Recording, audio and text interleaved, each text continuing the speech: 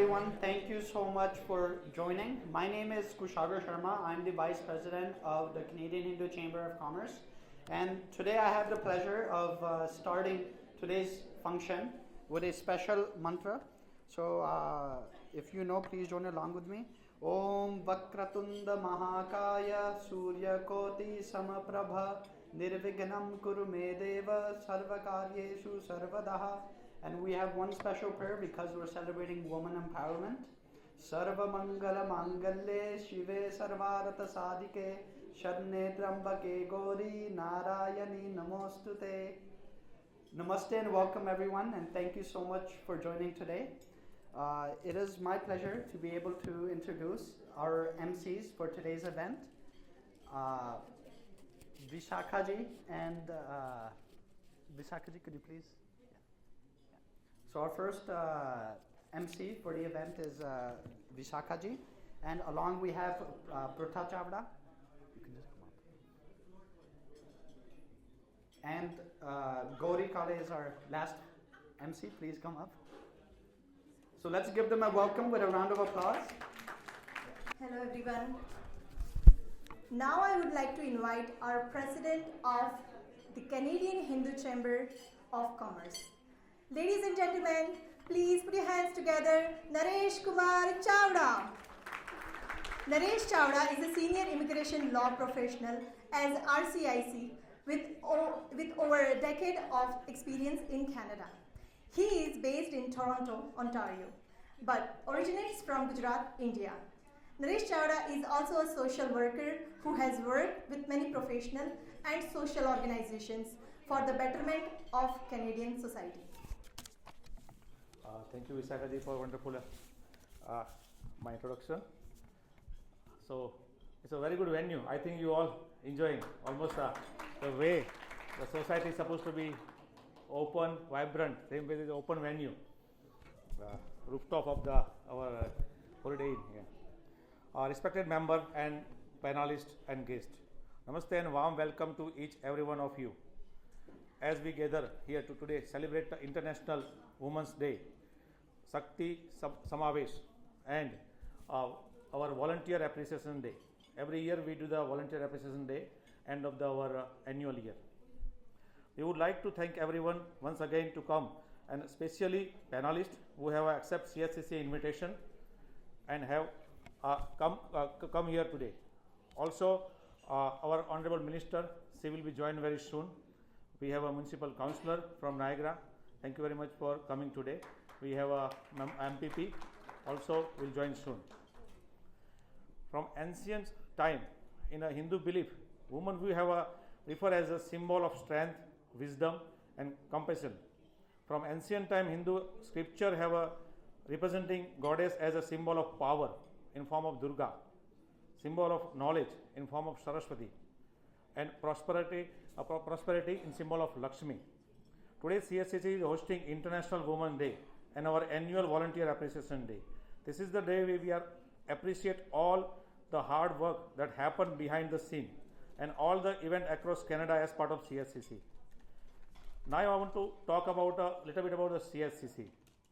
Has been doing the wonderful events from last 3 years, and in these past 3 years have does various events such as a business mentorship event, the Invest India, Invest Canada, our annual one event we are doing every year. Our annual Dhanteras Gala, which is a signature event, we recognize individual and professional from all across Canada who did best for the society at large. We have a local chapter from British Columbia, and very soon within a week we are going to open the one more chapter in Southwest Ontario. So round of applause for our team member. We do various round table conference to provide the mentorship and various kind of business activity doing across the Canada. We recently have a very wonderful successful trade mission for 3 countries, Bangladesh, Nepal and India. We visited 9 cities, almost 8 MOU we signed, and not only the MOU or just visiting the trade mission, but we have a real example, people get benefited and did some business activity between Canada and those countries. We have a live example over here also, just like we have very good business tie with Rojgar.com in India, one hospitality industry from Nepal, and textile industry, and Walton Electronics from Bangladesh to Canada. So thank you very much all CHCC team who work behind this wonderful trade mission. The trade mission was focused on various aspects like and sector actually, electronic goods, IT, textile, health, wellness, hospitality industry, and agro product. So that's our main sector at that time. Part of Invest India and Invest Canada, we do annual one event, so mostly in June, July. Last year our main focus was agro product from Canada to India, and mining, particular diamond mining from Canada to rest of the world. As we know, the diamond, like one of the highest reserve diamond in northern Ontario, and Surat is a city where out of 9 diamond out of 10 is polished in the Surat, polishing and finishing in the Surat. So we try to connect one of the mayor of Oakville to mayor of Surat municipality, and to we provide them platform and virtual interaction to make a sister city. The reason Oakville have a international custom center, and same way Surat is one of the biggest hub for the diamond industry. So those kind of micro level and real business activity we try to provide our members and the community at large. I would also like to recognize some people today who are our life member, who are running for the political position, including Vijay Paudel, Bhavesh Bhatt, Rajesh Bhatia, Kaushik Patel, and one from Ajax. Yeah. So we are not political organization, but they are life member, they are running for political position. So we best of luck to them actually for their political career. So one request here, there are many members and many non-members attending today's event. So CHCC have a presence across Canada, British Columbia, Alberta, Manitoba, particular Ottawa and Montreal area, definitely GTA. So I request everyone to join. We have wonderful app, and believe me, whoever use the app, they get very good one-to-one connection, part of their business and professional life. App is designed by one of our directors. So CHCC Online is a app you can download, be part of the CHCC team. You can connect with the globally the Hindu businessman and professional. Thank you very much. Enjoy the rest of the evening, and hope you enjoy our delicious food from the hotel. Thank you. Thank you, Naresh ji, for your speech. And now we would like to introduce and welcome Canadian Gujarati Women's Association, Chintan Bhavsar. A little bit about her. Chintan Bhavsar, originally from Gujarat, she relocated to Canada, where she had made significant contributions as the founder and president of Nataraj Youth Council cultural organization. Through NYCO, Chintan has played a crucial role in strengthening Indo-Canadian relations by showcasing cultural diversity and promoting Asian heritage. And she's also introduced innovative initiatives to introduce the profile and impact of NYCO. And recently, she has also been co-chaired of the Indian Pavilion at the Karasoga Festival of Cultures and coordinated charity fundraisers, art exhibitions, and cultural shows since 2003.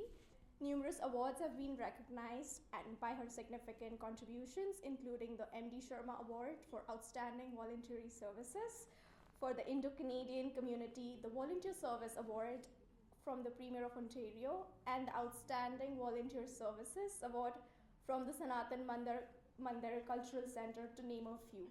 Please join me in welcoming her on stage. Thank you. Jai Shri Krishna is our gesture to Sanatan Dharma and basically the Indian Hindu. So Jai Shri Krishna and good evening everyone. Thank you for HSCC to give us the opportunity being a partner organization. Honorable member, honorable guest and panelist. It is an honor to be with you today in the company of so many amazing women. A woman is a full of circle. Within her, is the power of create, nurture, and transform. In 1910, Clara Zetkin, the leader of the Women Office for the Social Democratic Party in Germany, tabled the idea of an International Women's Day at the Second International Conference of the Working Women in Copenhagen. International Women's Day has occurred for well over a century, with the first gathering held in 1911. International Women's Day was honored for the first time in Australia, Denmark, Germany, and Switzerland on 19 March. More than 1 million women and men attending IWD rallies campaigning for the women's rights to work, vote, to be trained, to hold the public office, and discrimination. International Women's Day was marked for the first time by the United Nations in 1975. 8th March is the International Women's Day, devoted to celebrate the achievements of women and seeking gender equality. The International Women's Day 2024 campaigning theme is Inspire Inclusion. When inspiring others to understand and value women's inclusion for forge a better world, and when women themselves are inspired to be included, there is a sense of the belonging, relevance, and empower. The Inspire Inclusion campaign aims to forge a more inclusive world for the women. And I think so many women don't know what is the color of the flower. So I just little bit find out something. So rose, pink lilies, and azaleas, whichever you choose, they represent femininity in all its glory. The mimosa flower for incense is a symbol of the International Women's Day, a global event held on March 8th each year to celebrate women's social, economic, culture, political, and achievements. Purple, green, and white are the color of the International Women's Day. Purple signifies justice and dignity, and being loyal to cause. Green symbolizes hope. White represents purity, albeit and controversy of the concept. Let me tell you the one small story. So the highlight what I want to say, there was a farmer who found a warm egg in an eagle nest. About to hatch, he took it and put it in among his hen's eggs for hatching. Pretty soon the eggs hatched and the tiny chick came out and followed the mother. Imitate her and try to be like her. The baby eagle also believed that she was a chick and behaved like one. The mother hen saw and knew that one of her chicks were different, but was afraid of acknowledge it. The baby eagle also her life believed she was a hen and behaved like same like that. Then one day she saw a beautiful, powerful eagle soaring high up into the sky with her powerful wing. Then hen eagle looked up and wistfully said, "I wish I could soar into the sky to high like the eagle. In my next birth, I would like to be born an eagle." Not realize her own strength, own power, and own abilities as an eagle. Many of us women also believe we are hens, and where in reality we are eagles. So only we never believe we are capable of doing so much more.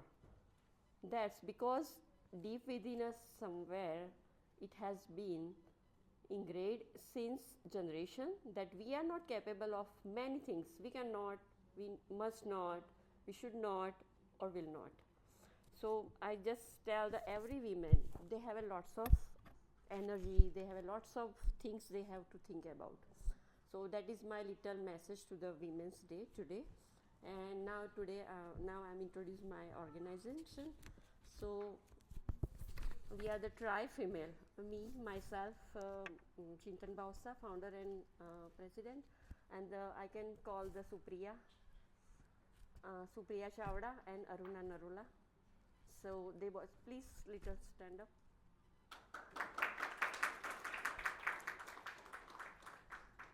So we are planning to do, we can do for our community women, especially we are doing for the Gujarati right now, but later on we are doing for the other community too.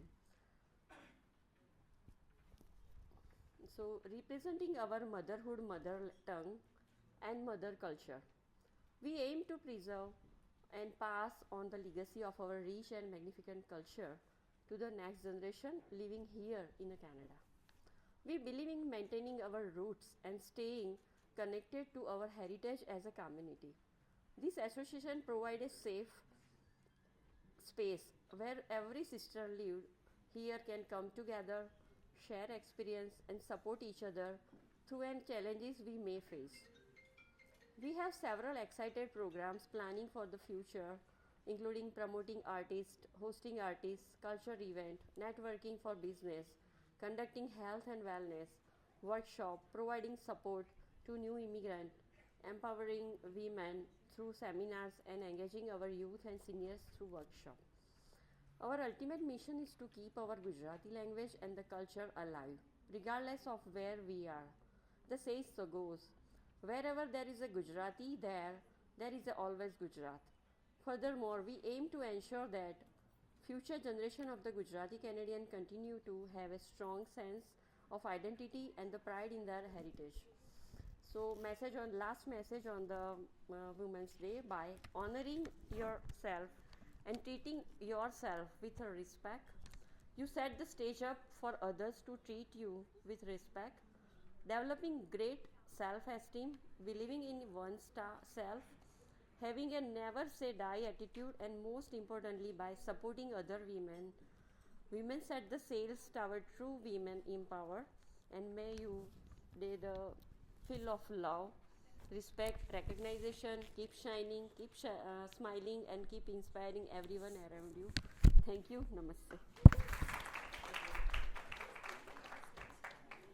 Thank you, Chintan ji, for your speech. And now we would also like to introduce the CHCC president, the vice president, and our membership community for the certificates. And we also have the annual gala magazines on table. Please take a look. Thank you.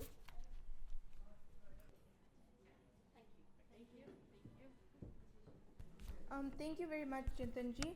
Now we would like to invite Meena Patel, who is a highly skilled lawyer and the founder of Meena Patel Law Professional Corporation. With a wealth of legal knowledge and expertise, she has established herself as a trusted advocate in her field. She is dedicated to providing exceptional legal services to her clients, specializing in areas such as corporate law, contract negotiation, and intellectual property. Her attention to detail, strategic thinking, and commitment to client satisfaction has earned her a reputation for delivering effective legal solutions. With a passion for justice and a client-centered approach, Meena Patel is a go-to legal professional for individuals and business seeking reliable and comprehensive legal representation. And Ms. Meena Patel is the director of CHCC and has been since the past 2 years too. Please put your hands together for Meena Patel. Good evening, everyone. I stand before you today with a heart full of gratitude. And on behalf of organization CHCC, I extend my heartfelt thank you to each and every one you for joining us in memorable International Women's Day. In presence of here today speak volume about your dedication to advocating the right and opportunity to women around the world.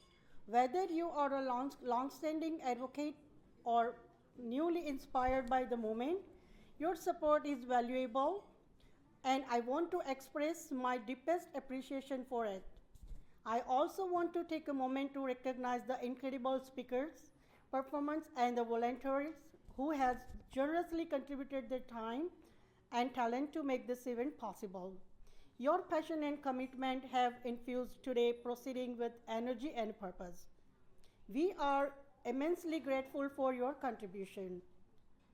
As we come together to celebrate achievement of the woman and affirm our commitment to gender equality, let us remember that our work is far from over. While we have made strides in a fight for women's rights, there is still much ground to cover. And it is only through our collective effort that we can create a more just and equitable world for all. So we reflect on the progress we have made and challenge that lie ahead. Let us recommit ourselves to cause with a renewed vigor and determination. Let us continue to amplify the voice of women, challenge, stereotype, and break down barriers that stand in the way of equality. Thank you once again for your presence, your unwavering support. Together, let us strive to build future where every woman's girl can live freely without fear or a discrimination. Thank you. Thank you very much, Meena Patel. Now we would like to invite Honorable Richa Valdez. She was elected as the Member of Parliament for Mississauga-Streetsville in 2021. She has been a member for various parliamentary committees and associations, including the Standing Committee of Veterans Affairs and the Canadian NATO Parliamentary Association, as well as the chair of the Canadian-Philippines Parliamentary Friendship Group. Minister Valdez is a Canadian entrepreneur, television personality, and community advocate. She is the first Filipino-Canadian woman elected as a Member of Parliament and appointed to Cabinet, and is committed to ensuring the diverse voices of her community that are heard. Please put your hands together for Ms. Honorable Richa Valdez. So good to see all of you. First and foremost, can I just say Happy International Women's Day to all of you, and Happy International Women's Month is really the month of March, because there's no shortage of all the things that we have to celebrate for. So I want to thank Kashagar and Naresh for asking me to join this evening for this very important occasion where you're all gathering together. As a small business entrepreneur myself, I discovered my creative passion when I was baking my daughter's first birthday cake in the kitchen. I decided to be a little adventurous. Being a 15-year corporate banker, working 9 to 5, doing the same thing every single day, raising my family and my 2 kids. Entering this kitchen allowed me to discover that there is more within me, which was my creative passion that I discovered. And so I decided to be a little brave and start my entrepreneurial venture, and I did. So I was juggling my 9 to 5, taking care of my kids, and of course running my business and really building it from the ground up. If there's any bakers in the room, you know it's a lot of work being able to master your recipes, put your brand out there, and then hope that people are going to purchase your product, and so they did. So that one business led to another, and really it was transformative for me, because entrepreneurship for women is very special, because it's us putting ourselves out there, believing in ourselves, having passion, and really ultimately when you support a woman entrepreneur, the ripple effects that happens within a community, that happens within a family, when you empower a woman, it is transformative. And as our government, it was truly an honor when the Prime Minister asked me to be able to represent all entrepreneurs across the country, and I've been doing so now for just over 6 months. It's been an incredible experience. And what I can share to all the women entrepreneurs in the room is that our government really prioritized women through our women entrepreneurship strategy, which we launched back in 2018. What we've done since 2018 is we've kind of bucketed into 3 things for women entrepreneurs. First, women entrepreneurs need capital. We need capital to be able to start, grow, and scale our business. So that was a big investment that we put there. Second, we also recognize that it's not just about money. It's about how do we provide supports for women on the ground, and so we've invested through our ecosystem partners all across Canada, not just here locally in Toronto or Ontario.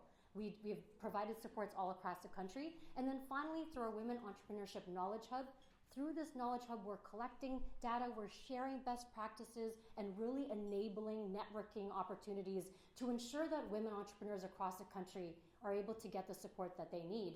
To date, we've supported over 22,000 women entrepreneurs, and we will continue to do that. And I'm telling you, there are more women in the workforce than ever before, and there are more women entering the entrepreneurship field than ever before. So as I look around the room, there are entrepreneurs who have been doing this for a long time, who continue to give back to those who are newer in the space. And it's really this room here where I wish I had rooms like this where I got to work with so many other women when I started in my business. So see this really as an opportunity for you to gather.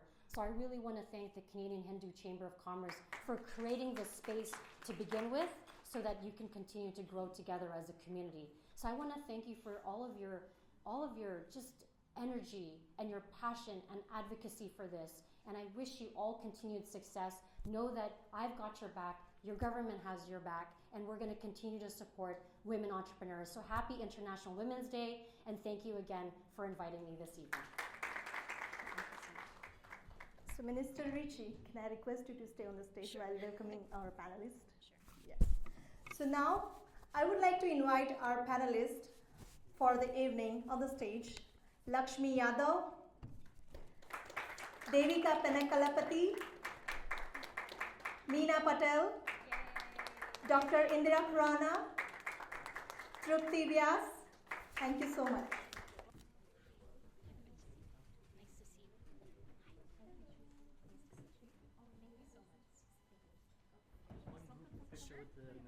I would like to invite our first panelist, Lakshmi Yadav. Lakshmi Yadav is the Commercial Account Manager at RBC, with 15 years experience in supporting the business financial needs. Lakshmi was born and brought up in India and moved to Toronto 5 years back with her husband. Lakshmi is a proud mother of 2 girls. Outside work, Lakshmi loves spending time with her family and being an active member of community. Lakshmi is a part of Diversity and Inclusion Committee at RBC, where she supports and advocates the D&I at work. Lakshmi leads the Parent Council group at her daughter's school and dreams of making education accessible to each and every child in the world.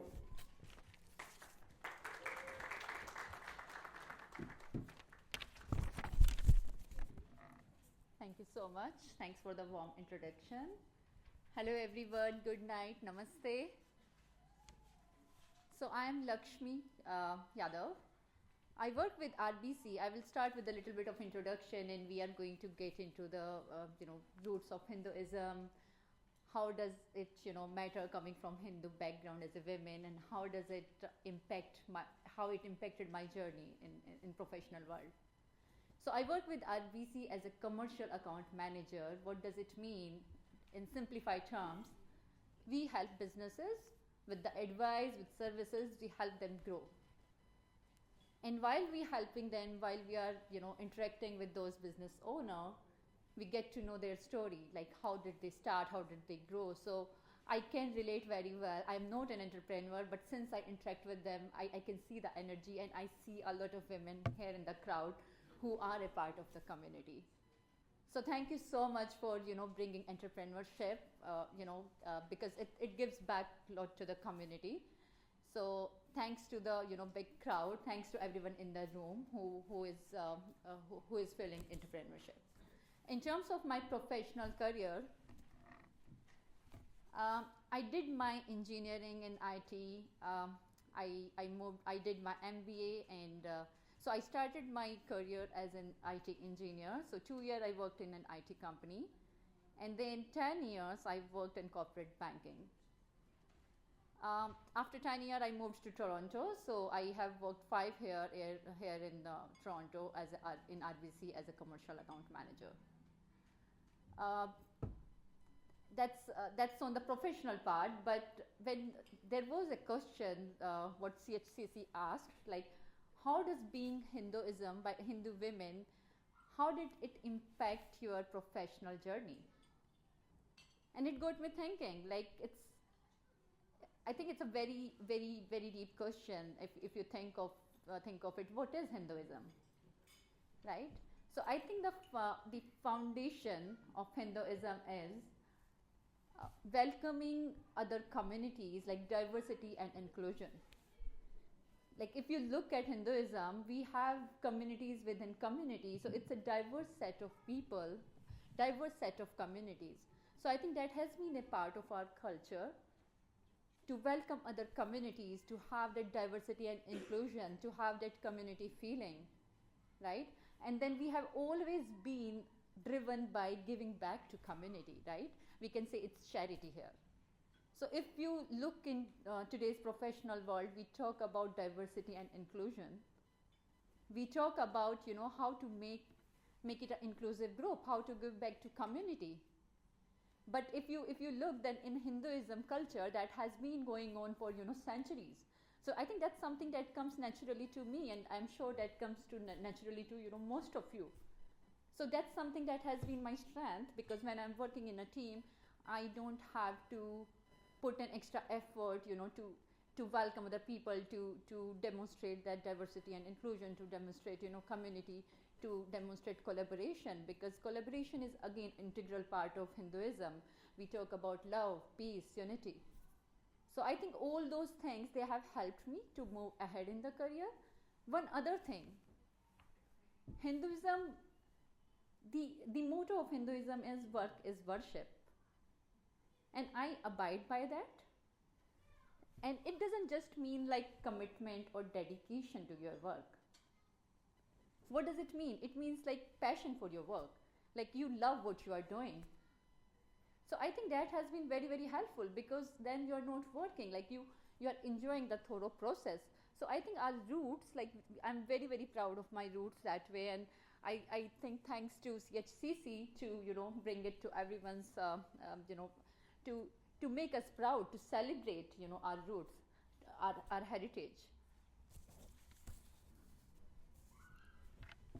Having said that, it's not that my professional journey has been so easy. Like there had been challenges on the way. If I reflect back, then I think the biggest challenge had been when I moved from India to Toronto 5 years back. So I left my 10-year corporate banking career, came here, and I realized that there are a lot of cultural barrier, communication gap. Like it doesn't matter how much skill set you have, what capabilities you have. If you are not able to tell your story, then it's very challenging. So I tried to, it was difficult, but I tried to bridge it by networking more and more people. So I think what's helpful that you go out in community, ask for support, network with more people, ask for their feedback. Because that's going to, if you work on the feedback, you're going to get growth. So I think that was one particular challenge I had. The second challenge was I was trying very hard to fit in. I felt, if I'm not able to contribute to small talk, if I'm not able to contribute to a casual conversation my colleagues are having, I felt bad that I don't belong here. I may be doing very good professionally, but I don't have that feeling of belongingness. And then I realized you don't have to always try to fit in. Like you have to be comfortable with yourself. You have to be proud of your roots. You have to be proud of the perspective you bring on the table. You are an individual. You have your own identity. And then after that, it's not that there is nothing bad in having that fear, feeling dejected. Those are natural feelings. Everyone have it. But I think the key is to understand that that's natural, but consciously keep reminding yourself that you are unique. Everybody is unique. Everyone have their own personality. So be authentic yourself. Don't try to change yourself for other. Don't just try to fit in. Blend in. Yes, blend in. But at the same time, always value yourself. Don't undermine yourself. In terms of my message to the crowd today, I think I would like to say that all the women who are here in the group, not just this event, but I think it's very, very important that all of us stay together. Do networking, and then find out the close set of people, find out your support system. Find out the people you can confide into. Use the networking, or say use it as for finding the people who can mentor you. So find the people who can mentor you, who can coach you, be each other allies. Share each other network. That's very, very critical, because all of us are good together. All of us are better together. And one thing I would like to say last but not the least, don't be so hard on yourself. I think we should celebrate it. I think we as a girls, we as a women, we do so much. We take care of home, we take care of office, if you have kids, you take care of kids, and you have so many social obligations, right? So you are ultimately, you have two hands, you have, limited 24-hour time. You can't be everywhere. You can't be, you can't cater to each and every one. So you have to be, start prioritizing things, prioritize yourself, start delegating, start asking for help, and celebrate yourself. Thank you. Happy Women's Day.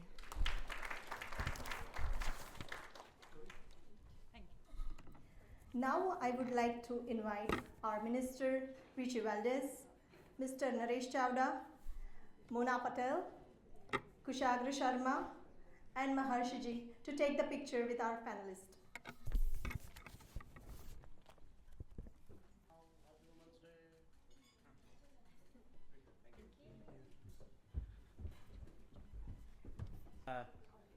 Request Honorable Councillor Mona Patel. She's joined us all the way from Niagara, so very thankful for that. Thank you, Mona. Requesting if you can address the audience. Namaskar and Jai Shri Krishna, everyone. First of all, I would like to recognize all the volunteers for their hard work and dedication. When you volunteer, you're making a commitment to share the most precious resources, time, to make life better for your community.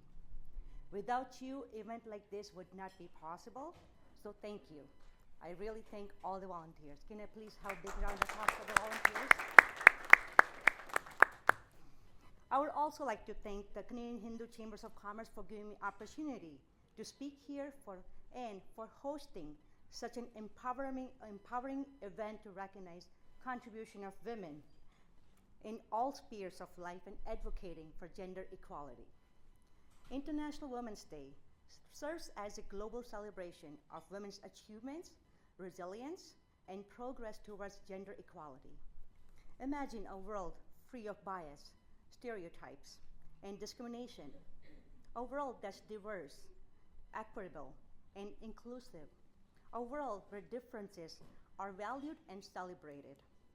Women have become very successful, but that have not come without hard work and time.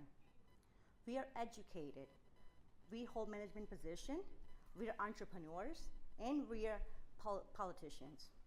Women have made great stride in the men's world, or some people call it old boys club. Women in the past generation have fought hard for their rights, so we, the current generation, would have better life. And everybody in this room, all the men and women, we all have to do the same.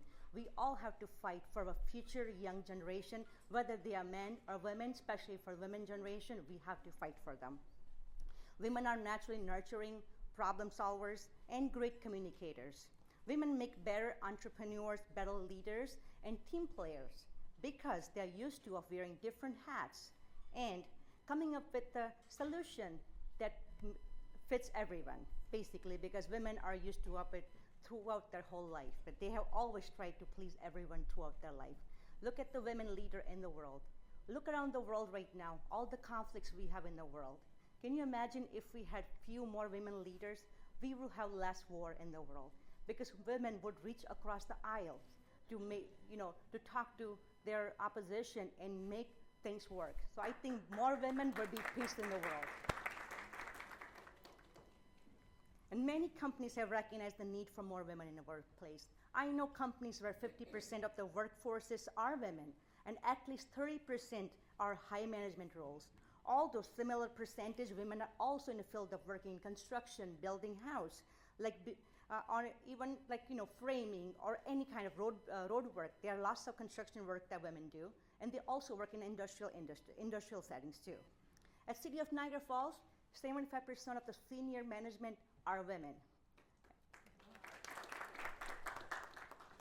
And in the City of Niagara Falls, there are 3 female councillors out of the 8 seats.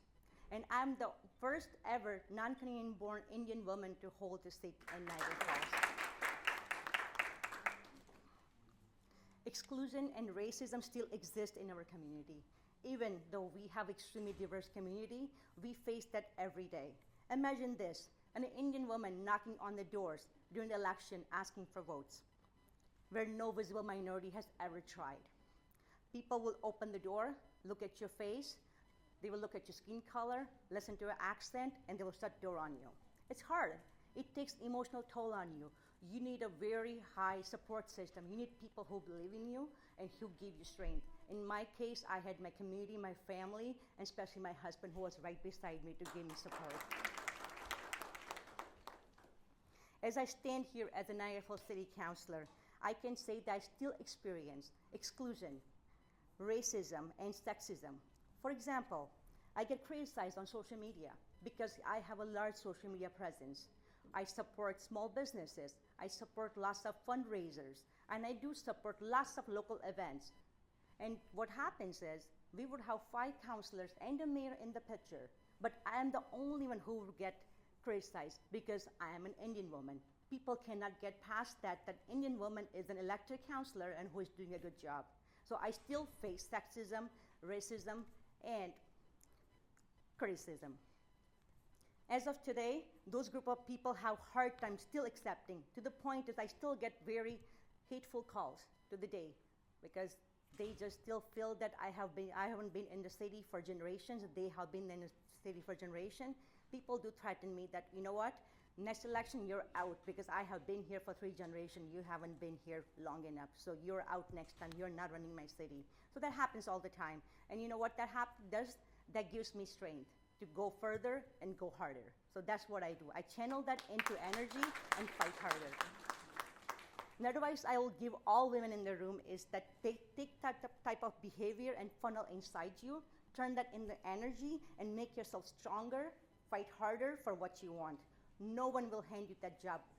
And do you really want someone to hand you that job because you're a woman or you're a person from a minority? No.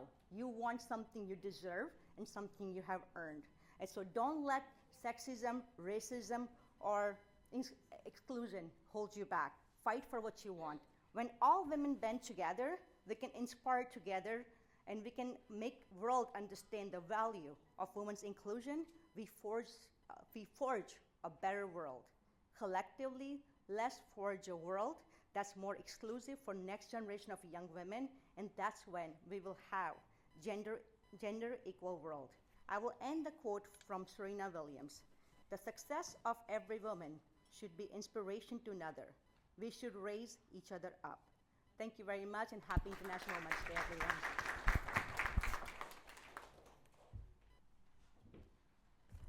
Thank you, Councillor Meena Patel, for the speech. And now we would also like to introduce our second panelist, Devika Penekalapati. A little bit about her, and before that we also have the annual trade magazines. She's the founding partner of Borders Law Firm. She is certified by the Law Society of Ontario as a specialist in citizenship, immigration law, having practiced immigration for over 20 years. And Devika, she also practices focusing on providing strategic advice to SMEs and large companies on how to expand their operations to Canada. She routinely obtains LMIA approvals and work permits for her corporate clients, as well as representing individual clients on a wide range of immigration matters, including applications for permanent residence, sponsorships, IRB appeals, and the Federal Court judicial review applications. She obtained her law degree from McGill University and a master's degree in international law from the University of Ottawa. Devika is a member of Law Society of Ontario, the Canadian Bar Association, and the Ontario Bar Association. Please. Thank you for the kind introduction, and I also want to congratulate and wish you all happy International Women's Day. I want to thank CHCC for giving me this opportunity to share my experiences as a professional and also a Hindu woman. And my friendship with the president of CHCC goes a long way, more than a decade. I have a lot of respect for Naresh Chavda. He's much younger than me, so I'm not saying Naresh ji, but I have worked with Naresh for many years ago.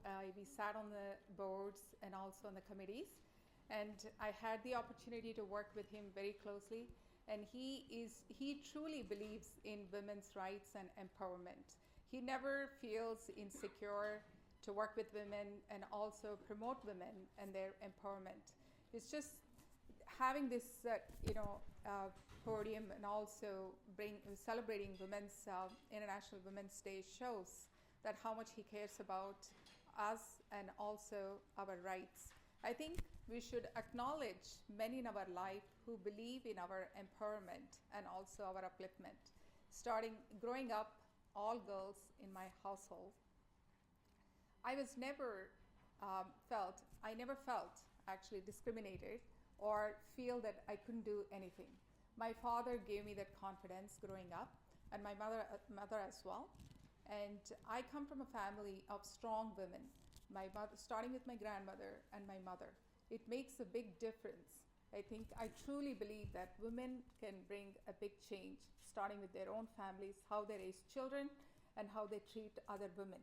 I think celebrating International Women's Day is great, but it should not start and end there. You should really actually uplift other women, support other women. So I'm a big believer of mentorship. So mentorship creates opportunities for other women.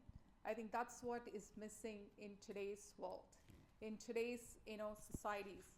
When I started off my career, I couldn't find a good mentor who truly believed in my career development and also advised me what to do and what not to do in my professional career.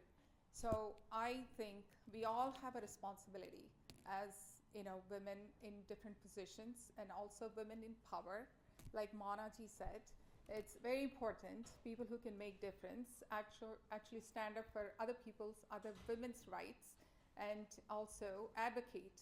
And people, not all women actually can afford to be here and also be in the position of power to make decisions. There are a lot of women who cannot speak for themselves and also cannot advocate for themselves. In my professional life, I come across a lot of women who come to me who have done very well back home in their countries and have great education, but when they come here, they feel vulnerable because they have nobody to go to and actually express what they're going through and the challenges that they face in the new country. So it's important for organizations like CHCC and other community organizations to provide these kind of opportunities for them to meet other people in the society and the community who they can turn to for help and also learn from their experiences, how they started their journey and their professional journey, and also other things, business owners, women entrepreneurs.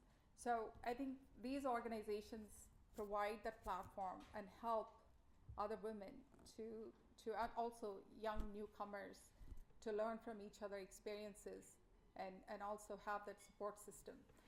It's funny though, all the things that I wanted to share, Mona covered actually 90% of it, and I'm actually struggling what to say that's relevant. But I guess, it doesn't matter. It's not about me, it's about all of us. It's who says what she said, what he said, doesn't really matter. We all are here to share our journeys and our experiences to benefit from each other's experiences. And with that, I want to take a leave, and namaste, and a happy International Women's Day again. Thank you so much, Devika ji, for your wonderful and inspiring speech.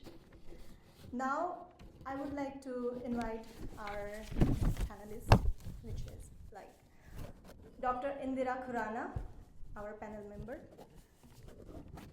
Indira Khurana, Doctor of Integrative Medicine, is the President and CEO of Laser Cosmetics and Pain Treatment Clinics, a chain of clinics based in the Greater Toronto area, specialized in pain, addiction, and dermatological conditions. Prior to coming to Canada, she earned her doctorate degree in dermatological conditions.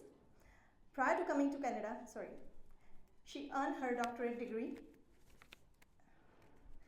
in atomic, molecular, and laser physics from the Indian Institute of Technology, IIT Roorkee, India, and was an assistant professor in electrical and electronics engineering, EEE, department at Birla Institute of Technology and Science, BITS, Pilani, Rajasthan, India.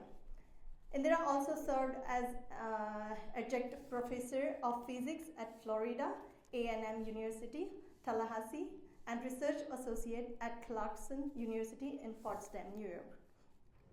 Dr. Khurana is a successful businesswoman, but also a philanthropist, motivational speaker, and researcher. Her outstanding contributions have earned several awards, including the Doctor of Humanitarian Service by the World Organization of Natural Medicine. She has numerous publications in international journals. In 2021, her latest work on post-COVID-19 pain was published in the International Journal of Non-Communicable Disease. Indira's commitment to philanthropy had led her to support numerous organizations and charities, including the local food banks, hospitals, and organizations that focus on helping women, seniors, and youth. Dr. Khurana is a member of Board of Governors of the Canada-India Foundations, CIF, and a life member of Indo-Canadian Chamber of Commerce, ICCC. She is also an advisory board member of Canadian Hindu Chamber of Commerce. Recently, she has been awarded Female Entrepreneur Award by CHCC, Dr. Indira Khurana. Thank you for such a warm and long introduction, and I have nothing more to say now. Good evening and namaste, everybody. First of all, I am very thankful to CHCC and Mr. Naresh Chavda. I think Deepika almost covered everything about Naresh, but I want to repeat the same thing. Thank you very much, Naresh, for, I know him only for 2 years now, and my only first introduction was that just before Diwali, well, I was only cleaning up my house, I get a phone call at home. Somebody called me and I didn't know the number, and I called back and I think it was Maharshi, and he says, Dr. Khurana, we want to give you an award. I said, for what? Like, I didn't know them. I said, who are, like, I don't know who is speaking. And he said, you have been chosen for this Business Entrepreneur Award by Hindu Chamber of Commerce, Canadian Hindu Chamber of Commerce. And he said, would you accept it? I was so humbled. I said, I really don't know. I really deserve it. And I accepted it. And that was my best Diwali gift one day before Diwali. Dhanteras gift. And I went to accept the award, and I got to know everybody, and I got to know Naresh. And so much respect they have for women. I mean, it's unbelievable. And, you know, and I was not even a member. They didn't ask for a penny. And I said, do I have to pay for the table or something? They said, no, you come and you have a VIP table and you can bring a guest. And not a penny they asked, and they gave me award. They gave me this Bhagavad Gita. They gave me everything, VIP table. I was so ashamed to get everything for free, so I decided to be the member, and I became the life member, and that's how I know them. And next year they put me on advisory board, and I'm very thankful to Naresh and the whole team, especially Maharshi, Kushagar. Thank you very much. So if I can actually take this and walk it. Should I just take it loose? Okay. Oh, do you want to use a wireless? There's a wireless mic. Yeah, wireless is better. Yeah, we can have the wireless. Yeah.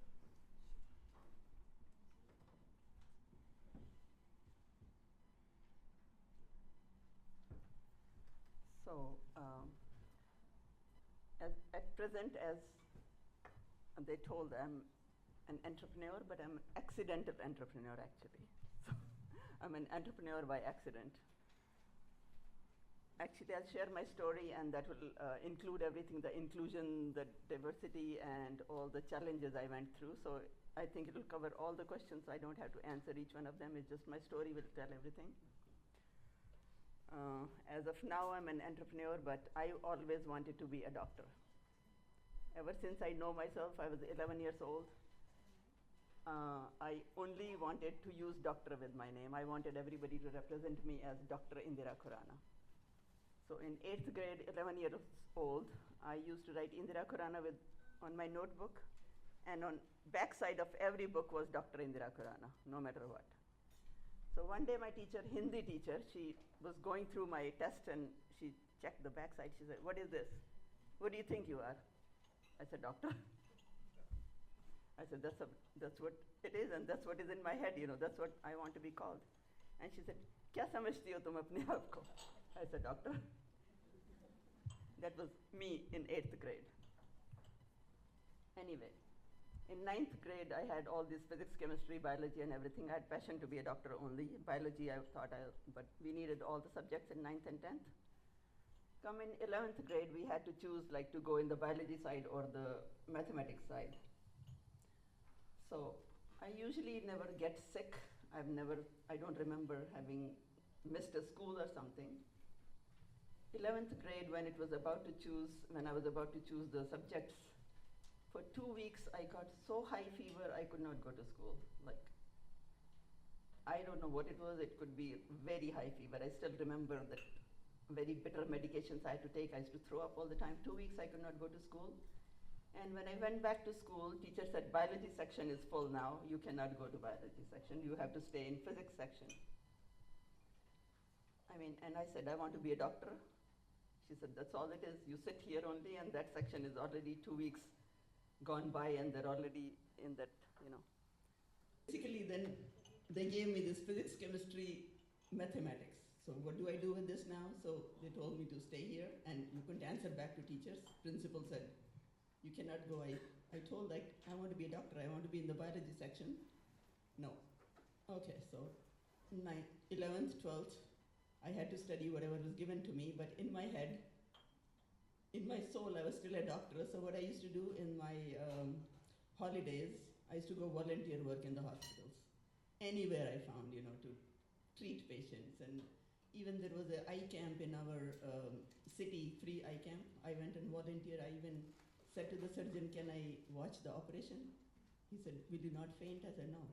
Me and another boy, my classmate, we both went inside. I watched the whole surgery, cataract, brought that cataract in at home. He gave it to me, and after the patients, so many patients, I did the bandages, I did everything, anything I could do. I used to study physics, chemistry in school, but doctor outside I was. Anyway, so after that I wrote engineering exam in Roorkee University. I almost was, me and my friend, we were in the waiting list actually. In the waiting list, she got selected. I didn't get selected because her father was head of electrical engineering, so she got selected. We both had exactly same marks, 242, I still remember, out of 400. She got selected, I didn't get selected. Again, I was disappointed there. Okay, my journey went on BSc and MSc now. MSc, I did not get admission in Roorkee University because I was getting admission in chemistry and mathematics, but I thought if I want to be a doctor, then I want to do PhD, obviously. I have to write the name doctor, that's it. So, and physics I was getting in merit, so I told my dad, if you send me to boarding school, like in a hostel, I promise I'll get first class and I'll never ask for money. He agreed. I went to get admission in physics, MSc. There I saw 60 boys and me alone. I was told by head of the department, no girl has ever come here to do physics, MSc. Will you stay on? I said, sure. Why not? I want to do physics. I want to do whatever is on the top, Nobody goes in physics, I'll take it. First year we were 60 students. Second year, 15 were left, 45 quit. Boys quit. I was still there. Only girl. Okay, somehow I qualified. I don't know if I should share one story there, which is a little bit embarrassing, but I'll tell you. We had this exam, practical exam, experiment in physics. Examiner came 2 days ago, to get introduced to all the students because he was going to be the examiner next day for our practical exam. Examiners come from different university. And he asked, he gave us 2 minutes each to introduce ourselves, how we are going here to introduce ourselves. So everybody, he was sitting here, every student came and introduced how much preparation we have done. So when I went, all the boys went, they talked. I went there, he said, "Tum kya kar rahe ho?" I hope everybody understands Hindi. Yeah, he said, what are you doing here? I said, sir, I'm studying for exam tomorrow. He said, tumko kya zarurat hai padne ki? Like, why? I said, why? Tomorrow is my exam too. He said, I'll be here tomorrow. You don't need to study. Don't worry about it. I thought, he's talking weird, you know. What is he saying? And I kept ignoring him. And after that, he said, शाम को वहाँ पर ना movie है वहाँ पर आ जाना. Movie के लिए. I said, sir, why do I have to watch movie tomorrow? Like, I never watched movie before exam. I didn't understand. I was 17 years old that time.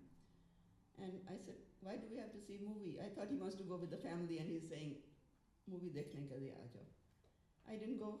Next day, what happens is, when he came to the examination hall, there were 15 experiments on 15 tables, and 12 were in our first year course and 3 were for the second year. My name was on that table of the experiment, which was not in our course. And I thought, you know, in practical exam, out of 50, you can actually get 48 or 49, and that's how you make up for your whole, you know, theory. Because theory, it's very hard to get that much. And I looked at this, and I didn't know, stunned, like, this is not my experiment. I didn't know what to do, and there's a pin drop silence. You have 3 hours only. You have to complete it. And he went on every table, asked them questions, gave them marks. He came to me. He said, and only 10 or 12 marks were just to draw the apparatus and write down what do you see on the table. And rest, I didn't know. So I did that much, and I'm blank standing there. He said, "Tum padhti likhti nahi ho kya? Aa jate hain yahan par, you know, I'm speaking Hindi, his language now." He said, "Did you not prepare anything here?" And I got 12 marks out of 50 in my first year, and I promised my dad I'll get first class, you know, if you send me there. So this is discrimination I'm talking about women, okay? So in my story, I'll cover everything so that I don't have to answer. So when I got examination, everybody's looking at my face. I'm not doing, like I had tears, like he blasted me there in front of everybody as if I don't study at all, because whatever he said, I didn't do it. Next day, this is what I did to me. I was a good student, actually. And I got 12 marks, and till today, this red circle in my first year MSc mark sheet is there. But luckily, in MSc, you know, you get total percentages of 2 years combined. I had to struggle so hard to keep my words for my dad that I'll get first class, you know. I mean, I remember I studied 24 hours on the table, like whole day, one day, night, next day, night, and I used to study 2 days, 2 nights, and then write exam. Like, luckily, you know how much percentage I got in total? 63.8. Barely I made 60% is first class. I got 63%, but first class. I made it. Now, okay, I only applied in Roorkee University for PhD because I want to be a doctor again. Roorkee University I come to, and Meerut University, I got degree from there. That's not very, very prestigious actually. And 63%, like it's not distinction, it's not 80%. And I did not apply anywhere because I only want degree from top university only. So I go talk to a professor, and he said, "Where are you from?" I said, "I came from Meerut University." And he said, "Are intelligent people go there?" He said, "Are students intelligent there?" I said, "Sir, some people could not afford Roorkee University. They could be intelligent, they can't afford Roorkee University, and they have to go there. There could be, you know, it's less expensive there." And I said, "You can try me, sir." He said, "Okay, I'll give you, but I don't think you'll qualify pre-PhD here because in 15 years, not even one girl has submitted thesis in physics here. 15 years, that's a record." He said, "We have tried, they quit, and they leave. And they get married." I said, sir, you can give me a chance. He said, okay. You know what he told me? He said, there are 6 pre-PhD tests. If you can show me you can qualify one. He said, I'll think about you. I said, okay, I got a chance, great. He said, pre-PhD, everybody's preparing for 6 months, we have only 1 month left. I said, give me a chance, sir. He said, just don't write 6, write 1 exam. I got 2 and I got highest marks in 2. He was shocked, like, okay. Now he had to admit that he'll give me a chance now to qualify 4 more. Then he says, okay. He says, okay, we have another 6 months if you qualify 4. Okay. I got 6 months. He says, I'm not promising you'll get registered here. I just want to check if you can even qualify to come here. I said, okay, sir, you're giving me a chance. I was so thrilled. Wow. He said, 15 years no girl has come here, and I don't think you'll be able to do it. Okay, sir, no problem. I promised my dad I'll not take any money from here, so I started tutoring some kids. It was 7 kilometers away my university. I purchased myself a cycle for 600 rupees, and I used to go every single day, 8 o'clock in the morning. Prepared it. I qualified all 4 exams in highest again. Now, he didn't have a say. Then he said, okay, I want to invite you to lecture here. What will you do in future? Whole department is there. Whole head of the departments, all the students. I did so well, they called me for an interview now. Whole board of directors are sitting. I answered every question they asked me. They said, okay, go. Other students came in. They called me again second time to make sure if I make one mistake, they can throw me out. Second time, I didn't make any mistake. You did very well, but we can't take you because we don't know you. You're from Meerut, you're not from our university. We still don't know you. I said, so sir, what do I have to do? He said, okay. I said, can I just stay on if there is any other exam, if I could qualify for something? He said, okay, there's one more exam. If you can do, that's another 3, 4. No, he said, I'll give you scholarship. First time we can give you scholarship. If you qualify 4 more, we'll consider you for scholarship. Second time they had to consider me for scholarship. And they told me, yeah, your name is there. You have the scholarship. Okay. I went home and told everybody I got scholarship. Next day morning I come. I see my name. My name is not there in the. I said, sir, my name is not there. He said, no, I was there. Your name was there. Somebody else, Miss Srivastav's name is there. She was not in interview. She was not in exams. Somebody called vice chancellor, they need one scholarship. My name is taken out, her name is there. This is my discrimination second time. That day again I had tears, literally, because I told everybody I got scholarship, because they said they will not take anybody, they will not take any girl if she can't qualify scholarship. I said, okay, fine, I'll qualify for scholarship. But my name is taken out because somebody had money, somebody had power, I didn't have anything. My dad was in the army, he will never come and, he'll never bring mithai ka dabba to anybody. Anyway, so he said, I can't take you for PhD. Sir, what can I do now? He said, another scholarship is in 6 months' time, and I don't think you'll want to come here. You won't get any money, we will not start you. I said, can I just give me a space, like a cubicle to sit here and do my work and prepare for something? I didn't know Fortran, we had to do the computer, we had to learn the language. I said, okay, I'll learn that. He said, I'm not promising you anything. If you want to come, I said, sir, all I need is one cubicle to sit, and let me come and sit here every day. He said, okay, so that my parents know I'm going to university. He gave me the cubicle, and I started on the dot, 8 o'clock. Everybody else got scholarship, I didn't get it. They will come at 10 o'clock, I'll come at 8 o'clock. On cycle, every single day till 8 o'clock. Just 3 months, 2 months passed by. There was such a big storm in the city that, I didn't know the word hurricane that time. Now I can call it hurricane. I still made it on my cycle before the storm started. I got drenched a little bit, but 8 o'clock on the dot, I came to university. Nobody came that day. Head of the department did not come. Only one peon was there. No clerical staff came.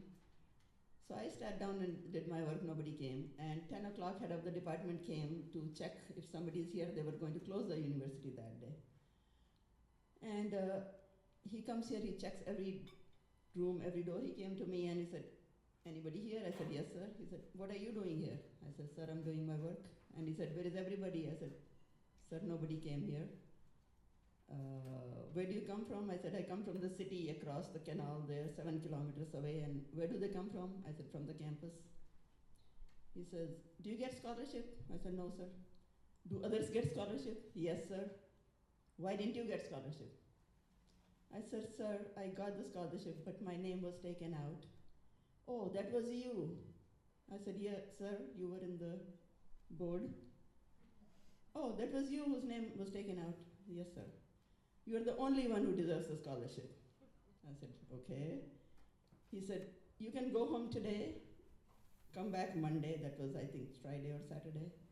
He said, "Come back Monday, and I will,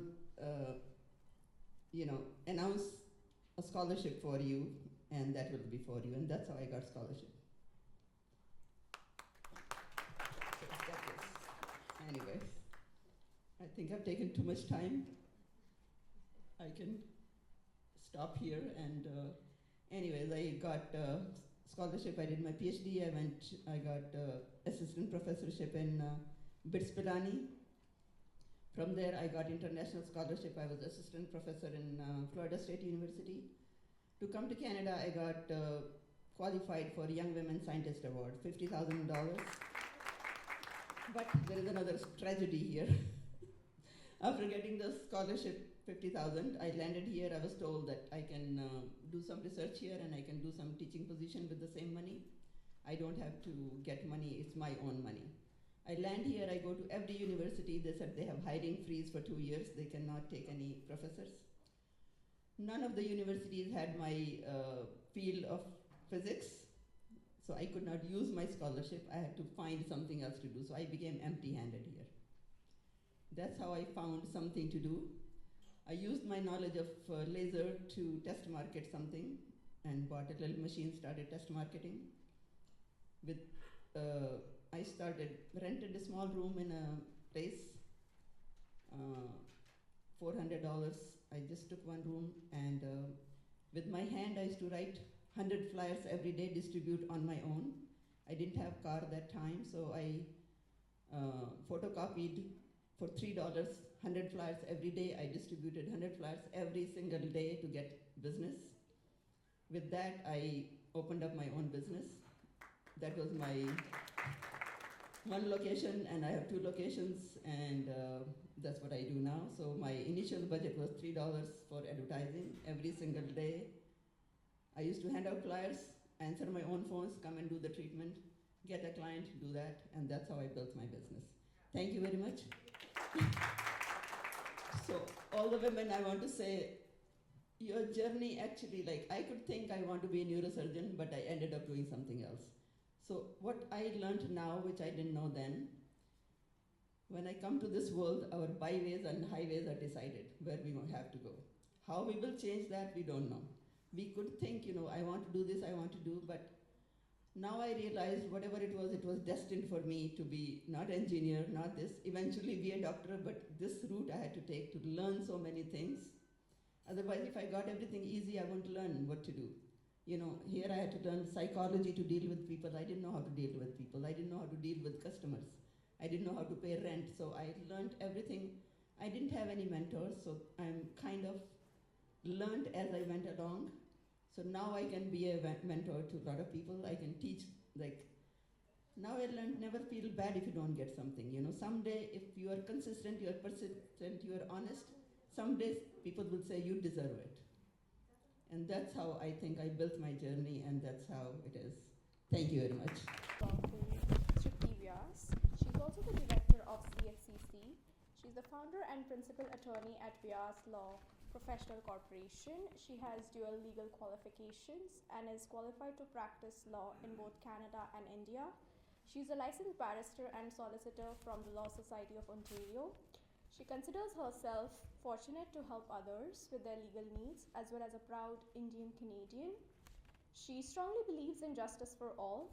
She began her career advocating for the rights of clients in civil law and family law in 2000, working for a prestigious law firm in Gujarat, India. She has handled and successfully resolved many cases. Her unique background as a lawyer, along with her passion about law, enables her to deliver the best possible solution to all your legal needs. She brings with her extensive backgrounds in real estate, family, immigration, estate planning, business, and civil litigation. Coming from a bilingual background, she is fluent in English, Gujarati, and Hindi. By being diligent and having a positive mindset, Tripti ensures that her clients obtain a best and stress-free legal experience. Please join me in welcoming her on podium. Thank you. I'm very impressed with very nice story about Indiraji and all the other my dignities. First of all, I would like to say thank you for Nareshi for having me as a director in the CHCC as well, and I'm a proud member of CHCC. I would like to say one thing over here. I won't take much more time. I know it's a little delayed today, but I'm here to just make a note. First of all, happy International Women's Day to all of us. And I'm proud to be Asian, Gujarati, in Hindu community. What we believe in, our culture, our religion says, Vasudhaiva Kutumbakam. So that should be the goal.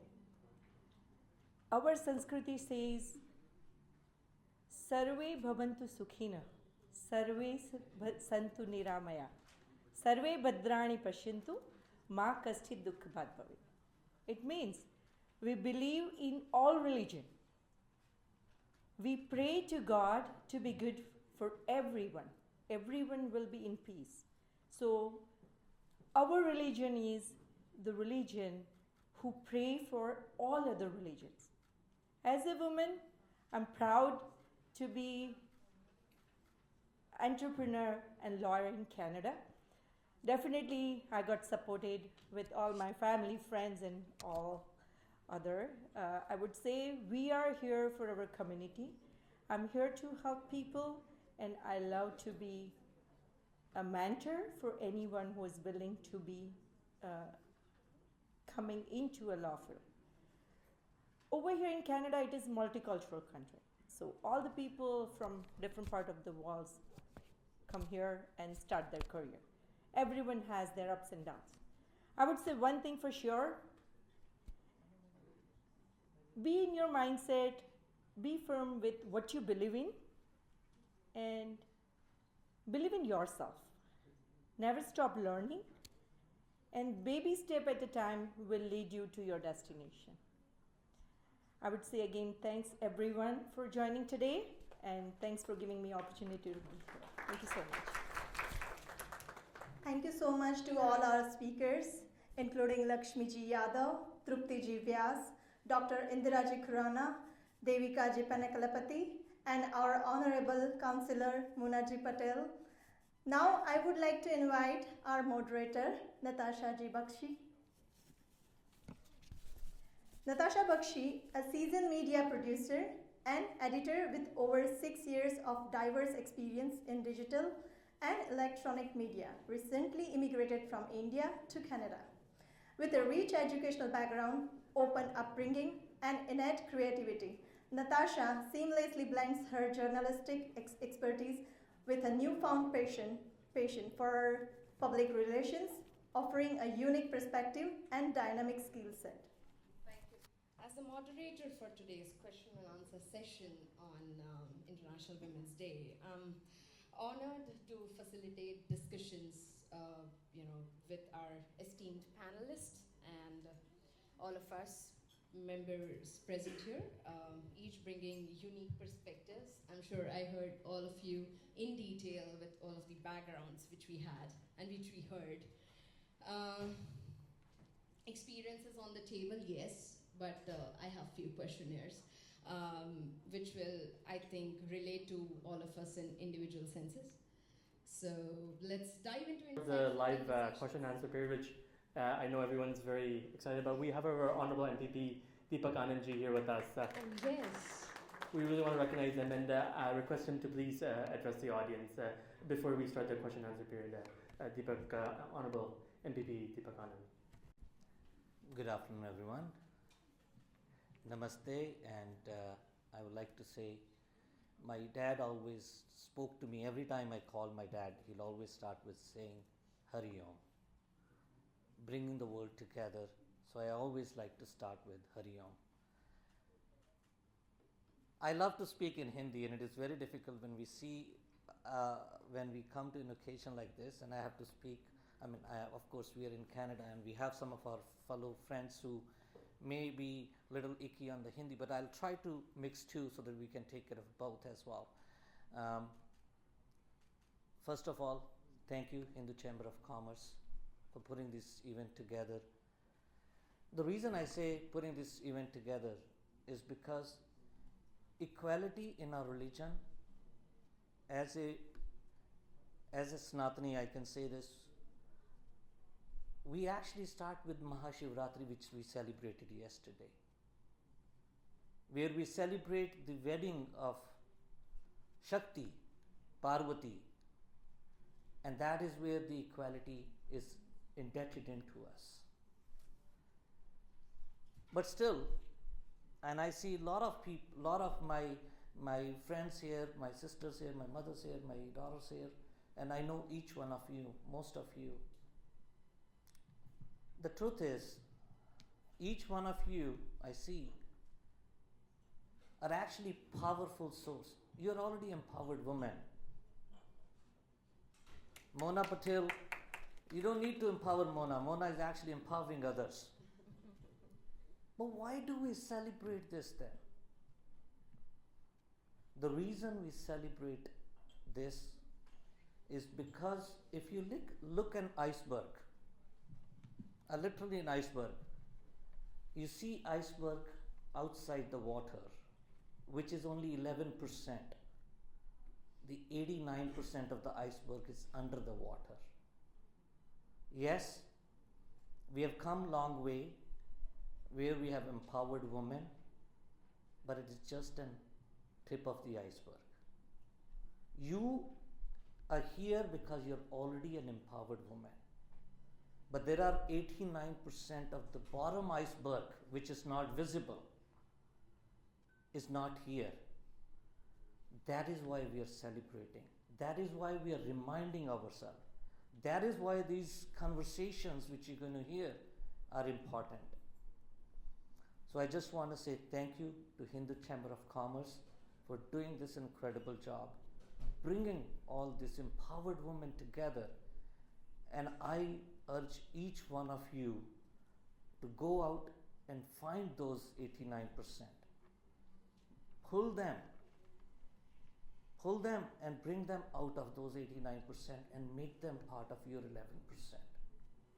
And that, in my opinion, will be a real woman empowerment, breaking those barriers, and I challenge Hindu Chamber of Commerce, because I know most of the people on this board are not only my good friends, are the people I look up to them. Let's not have a conversation only. Let's do deliverables. Let's come back next year, have a similar conversation, and we say, we reached out to 10 women. We gave them the life skill training to 9 of them. 3 of them are financially independent today. And that will be the real women empowerment. And anything I can do, you don't need to count me. I'm already a part of Hindu Chamber of Commerce, being Hindu. I will always be there. And thank you to each one of you for being here, because your presence makes this chamber stronger. Your presence today makes a testament that we are working in the right direction. Aapka bahut bahut dhanyawad. Thank you so much. very well with. Okay, let's start with first girls first. So, Lakshmi ji, it's you.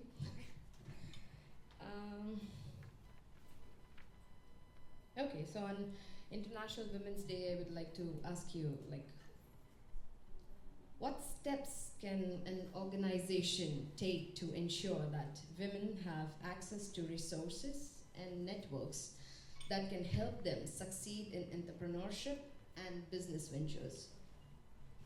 That surrounds with your profile, right? If I'm not wrong. Yes, thank you so much. I think first of all, we need to start with recognizing that female and male, they have different needs, and women have different needs at different stages of life, right? So first, the organization need to understand that, you know, as a women, when you're trying to cater to women in workplace, they have different need at different time of their life. So for example, when you are young, when you are in mid age, when you are having a baby, when you had a baby, right? The needs are very, very different. So accordingly, you need to allocate resources. That means like allocating, give them more autonomy, give them more flexibility, like hybrid work environment, right? So those are the things that organization can do. Another thing is, you need to educate people about the resources, because sometimes I think organizations nowadays, they are trying to allocate resources, but maybe people are not aware. So make people aware that there are resources available for the women. Then focus on the mentorship. I think mentorship is very, very critical, especially when if I look at my example, I have worked 15 years in corporate world, but I never had a women mentor. And part of that lies with me because I did not actively reach out, and another part is that I never had a female boss, right? So I think investing in women leadership, that's very, very critical, because women by default, they are better manager, they are more better problem solver, they are more empathetic, right? So once you invest in women leadership, you are not only investing, like, you're not doing it just for diversity, it's going to bring more productivity and efficiency, right? And as a women leader, you understand the society better. So when you are dealing with women entrepreneur, you can deal better because you understand their problem better. You can connect with them better. So one, women leadership, that's very critical. Second, allocating capital. Just a thing to be added that all these words which we are speaking right now, and do we all experience the same? Because as I have heard that a woman can be the best enemy to another woman. Is that right? Looking at the current information or looking at the current scenario, will that be logical to say it, or are these just words? I feel that women can, like I said, I had very limited exposure to look women, directly work with women in action, but definitely I 100% believe in that women can be a better manager. Like, we have very few. The problem is we don't, how much, if you look at the leadership, I think just 15 to 20% are in leadership, right? So you don't have the right data to comment on that, but definitely. Okay. I'm 100% sure. Okay.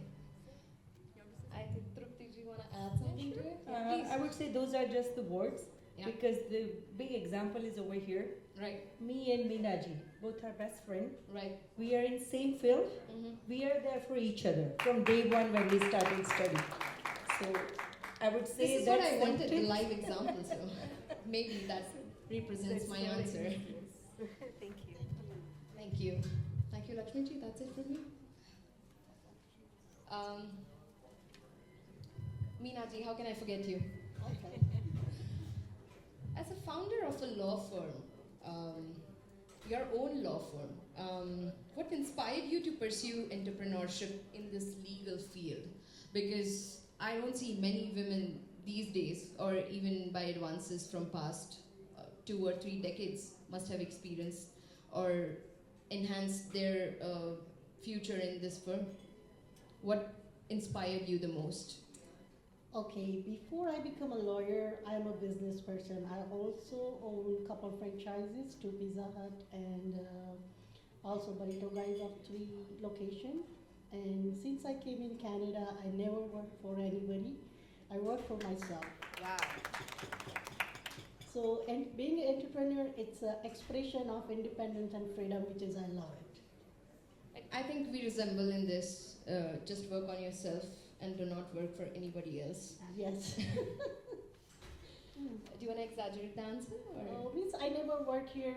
I never did the job for anybody. I just came in country and started my own work.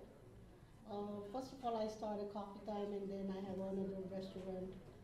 So I started my journey with my own businesses. So after exploring everything, I think law firm suits you the best. Yeah, that's my ultimate goal, and finally I reached there. Well, I don't know, many of us comes from very different backgrounds, but then you are a suitable example for a law firm. Thank you. Let's move ahead. Devika ji, you're the next. While all of the present panelists here, I heard most of you with specific words.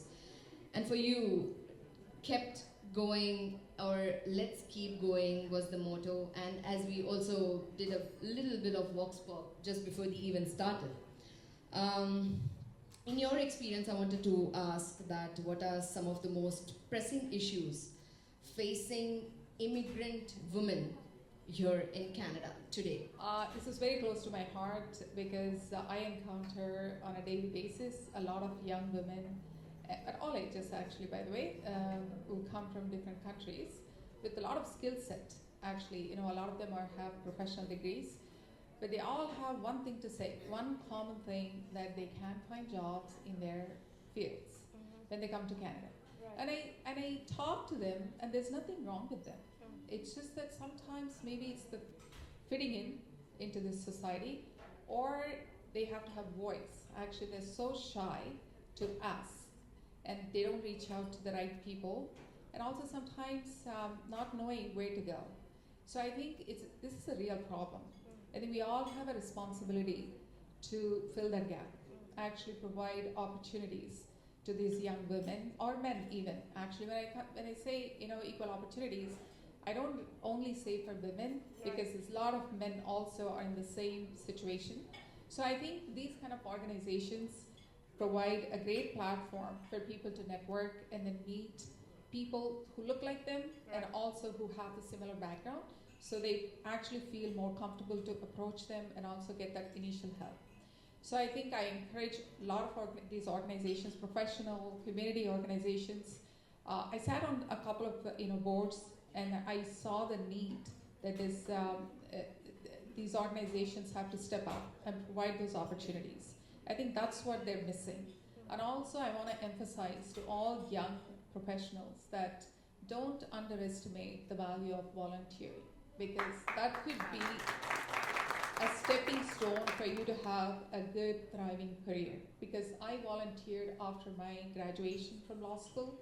I came here 26 years ago to study law in McGill, and I volunteered at a legal clinic all through 3 years. I couldn't even afford to take this bus to go to the clinic, actually to volunteer, but I still did it because I believed in that, and it paved the way. It got me at my first job and a very thriving career, and I'm grateful to all those people in my life who actually in my professional career who gave me that opportunity. So please do volunteer when you get a chance and when you have the opportunity, because volunteering in and of itself is a great opportunity, and that would create more opportunities for you along the way. Thank you. Well, very well said, and willfully, also academically and experiencingly, which I can say it out thorough that in terms of tactics which we have to build is make yourself as a brand, and do not work or do not thrive or do not wait for any brand to, give you a platform. But then, as you said, volunteering is important. That's what I'm doing for you, Nareshji. Thank you so much again. Dr. Indira Khurana, you're the next. You spoke a lot, but that meant sense. That makes sense, that made sense to anybody or everyone those who have gone through these instances, not just in their home country, but even while they have, moved to a new one. Since you come from a very scientific, technical, physicality of all those backgrounds, how can we promote mentorship programs specifically for designed to empower women, young women, to enter and excel in STEM, that's science, technology, engineering, and mathematics? That's a very good question and very relevant here. I would say that, students who are studying already, what we can do is we can collaborate with the universities, colleges who are, have a mentorship program there, approach the universities and see who could be the mentor there and who are the brightest kids there, girls or boys, anybody, and then have a mentorship program there or have some workshop there so that they can have or approach some industries, say somebody wants to be an electrical engineer or mechanical engineer, we can go to some, where they manufacture cars and stuff, so they have these, or hydro plants, so have these kids mentors in there, or have them tour there, take them as a guide Take tour. it ahead, yeah. So all the students, group of students, we can go to, set up in the universities, talk to them, and have some mentorship programs, go to the industries, have it there, and have some programs like what courses should they take? Not necessarily everybody wants to be a surgeon, everybody wants to be a doctor. Yeah. They could be just doing something to help out people, on any, in a psychology, or so whichever students want whatever, put them in the right frame, right department, and as Devika said, even me, I am volunteer. Anywhere you get a chance, even when I was studying physics, I was still volunteering in the hospitals, because it basically gives you the feeling of you don't know who you will meet.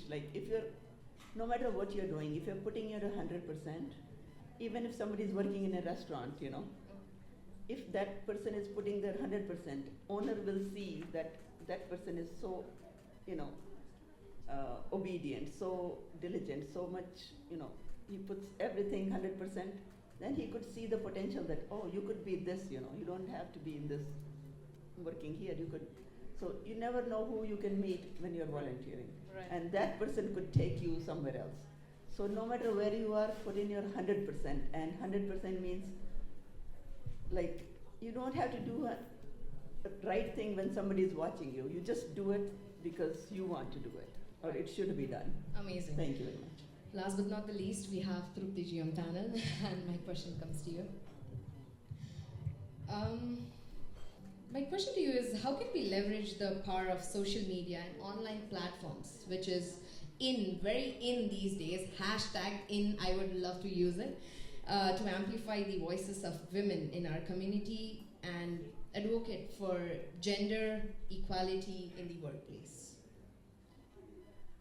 I would say nowadays, I'm not sure about all, but in my era, we never used this social media a lot.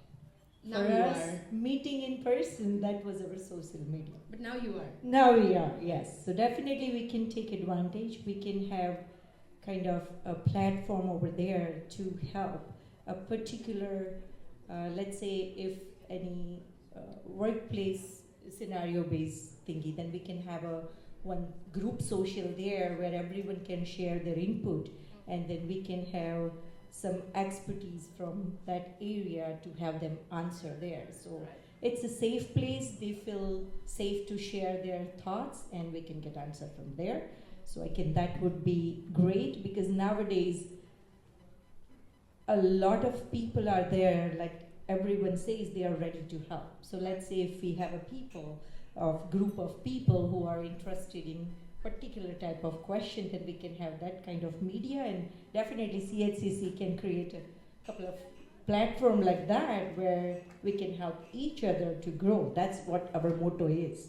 So I guess we can grow like that for sure. Thank you so much to answer all of us and to all of the questions. So thank you again to be as a part of the panel. And again, ending with a note like Happy International Women's Day to all of us. Thank you. You really made this interactive session incredible. Just to keep with time, I am requesting our Honorable Councillor Mona Patelji and our Honorable President Naresh Chavdaji to please give the certificate of appreciation to our panelists. All the Board of Directors, Board of Trustees and Advisory Board can come to my right or left and please stay there while we wait. Ms. Meena Patel.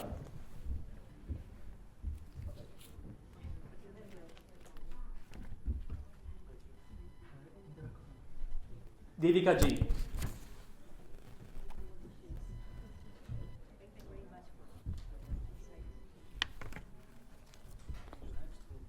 Lakshmi Yadav Ji.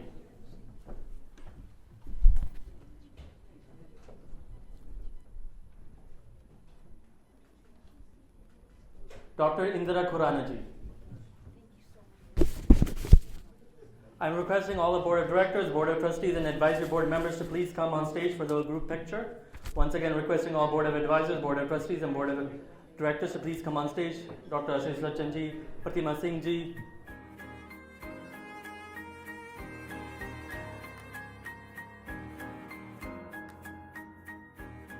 Once again, I want to thank each panelist and thank you so much. I request them to take their seats on their tables now. I once again request and want to acknowledge each and every panelist who has taken valuable time.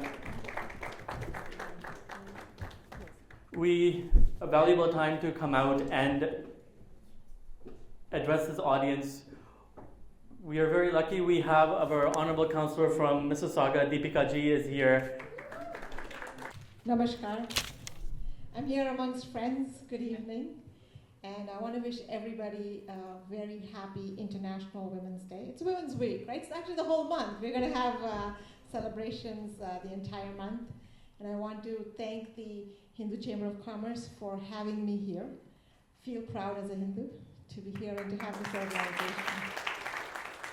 So I want to talk a little bit about, I was thinking about what would I talk about for women. Right here are women who are all very accomplished. I can see that. I know many of you personally. So some of the things that I will say I think will resonate with you. But the one thing that, I was asked I've been at a few Women's Days events and they always ask this one question. I don't know if the panelists were asked that today, but I was asked this question at a panel I was, which is, what's your message to young girls? Was that question asked today? Yes, okay. Okay. It's a good question. And I thought about it a lot, and what I thought was, not just to girls, but young boys and girls, this is my message. Don't be afraid to dream. And I even asked me, what do you mean by don't be afraid to dream? How hard is it to dream? But an interesting thing is, especially as we grow up, we edit our dreams. We're not even able to dream big, because we say, no, main kahan, right? So in your head, the dream's forming, and then you stop the dream because you feel like you're not good enough. It happens to all of us. But if you can't even dream in the privacy of your own brain, how are you going to be able to put that out to the world? So what I want us to tell our kids is, don't be afraid to dream. It's only a dream. It's in your head. No one knows.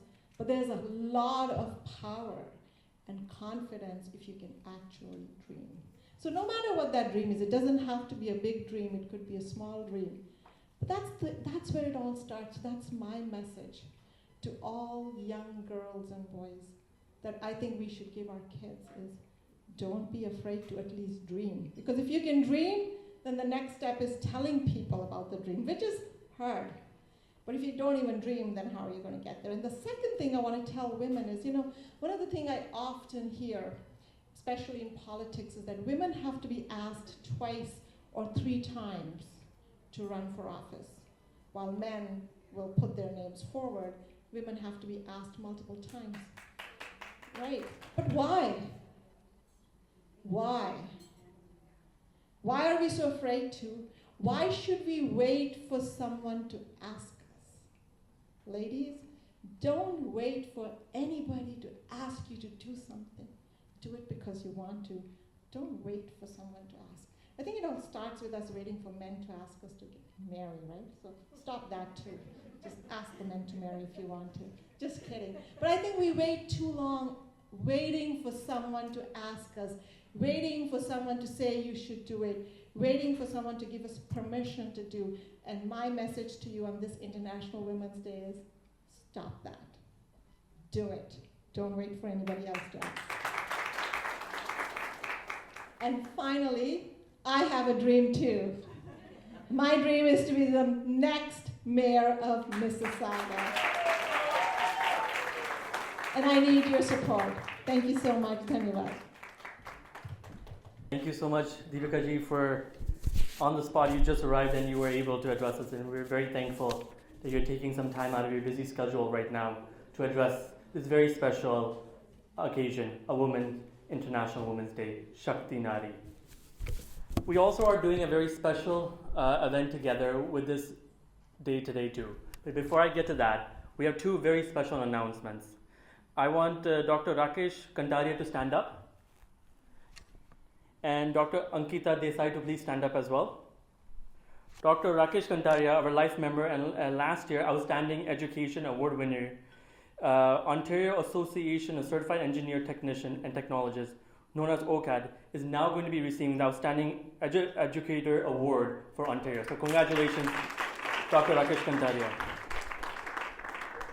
Dr. Ankita Desai is currently doing a fellowship at Pediatric Neurosurgeon at Sick Kids Hospital. She has done her MBBS and general surgery from Surat, Gujarat, and then did her neurosurgeon residency in New Delhi, and starting to practice as a consultant and neurosurgeon in Ahmedabad for the last 1 year, and now is developing Pediatric Neurosurgeon Center in Gujarat. Thank you so much, Dr. Desai, for joining us.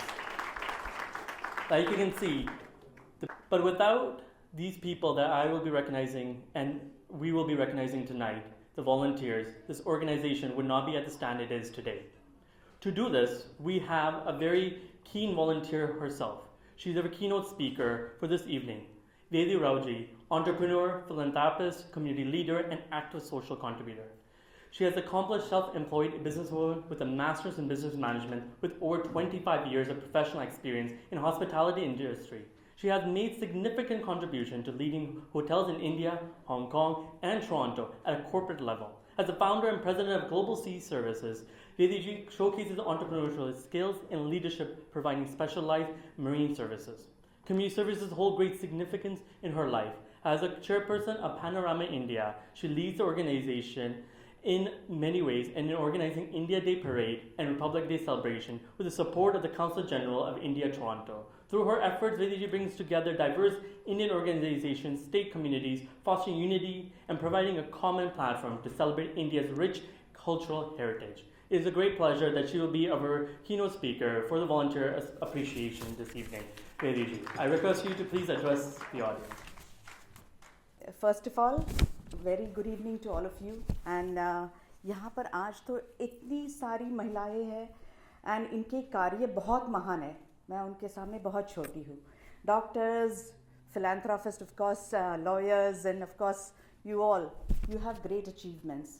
So I wish you all a very happy International Women's Day. मैंने छोटी सी speech लिखी, छोटी नहीं, थोड़ी है.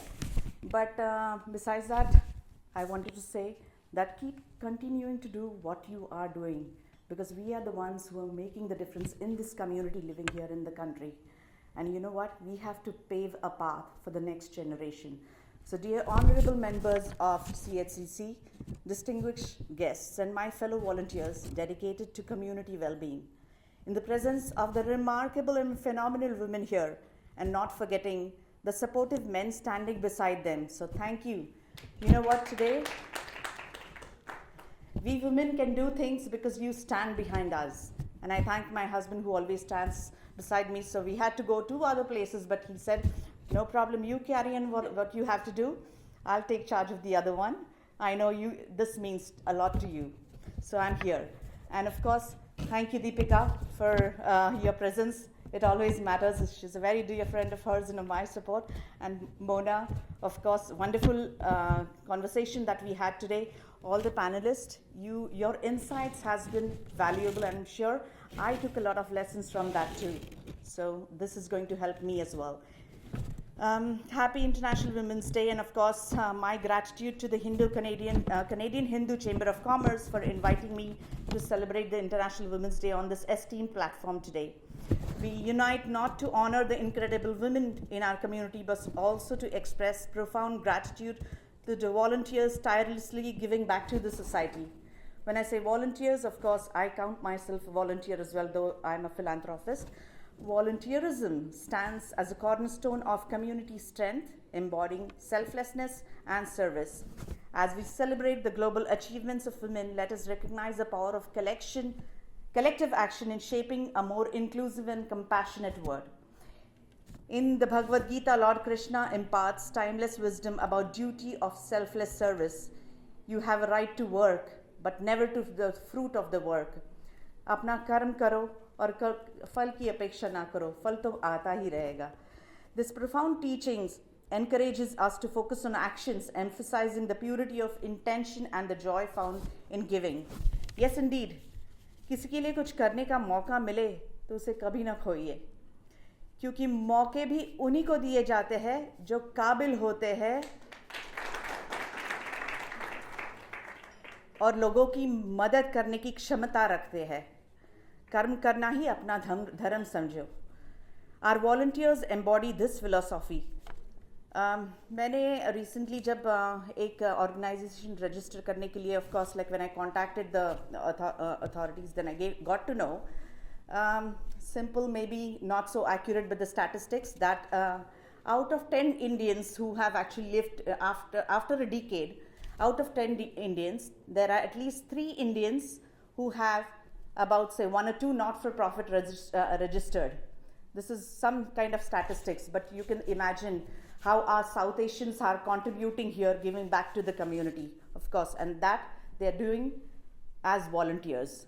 As we honor the men who paved the path to the way for progress, let us also celebrate the volunteers actively contributing to the betterment of our community.